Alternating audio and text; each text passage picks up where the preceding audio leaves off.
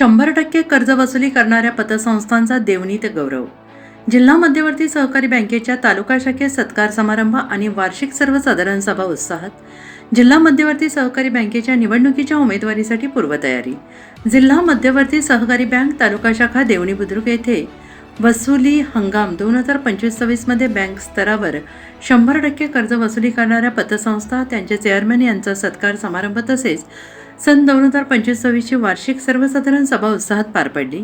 कार्यक्रमाच्या अध्यक्षस्थानी जिल्हा मध्यवर्ती सहकारी बँकेचे तालुका संचालक भगवानराव रामचंद्रराव पाटील तळेगावकर होते. प्रमुख पाहुणे म्हणून जिल्हा बँकेचे तालुका संचालक दिलीप पाटील नागराळकर, विकास कार्यकारी सोसायटीचे चेअरमॅन व्यंकटराव पाटील इंद्राळ, शंकरराव रामचंद्रराव पाटील तळेगावकर, जवळगा येथील सरपंच विजयकुमार पाटील यांच्यासह फील्ड ऑफिसर राम जाधव आदी मान्यवर उपस्थित होते. कार्यक्रमाच्या प्रारंभी महाराष्ट्राचे माजी मुख्यमंत्री स्वर्गीय विलासराव देशमुख यांच्या प्रतिमेचे पूजन आणि दीपप्रज्वलन मान्यवरांच्या हस्ते करण्यात आले. उपस्थित मान्यवरांचे स्वागत फील्ड ऑफिसर राम जाधव, शाखा व्यवस्थापक लक्ष्मणराव डोके, तपासनीस संदीप बुळ्ळा, जीवन बिरादार, संतोष बिरादार, भंडे आदींनी केले.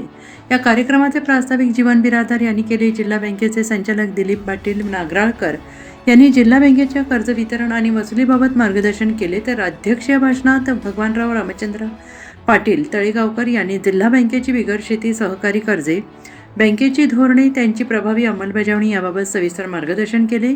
दरम्यान वसुली हंगाम 2025-26 मध्ये बँक स्तरावर 100% वसुली साध्य करणाऱ्या पतसंस्थांच्या चेअरमॅन आणि संचालकांचा मान्यवरांच्या हस्ते यथोचित सत्कार करण्यात आला. या गौरव सोहळ्यास तालुक्यातील विविध पतसंस्थांचे चेअरमॅन, संचालक आणि पदाधिकारी मोठ्या संख्येने उपस्थित होते. या कार्यक्रमाचे सूत्रसंचालन शंकर बिरादार यांनी केले तर आभार शाखा व्यवस्थापक लक्ष्मण डोके यांनी मानले.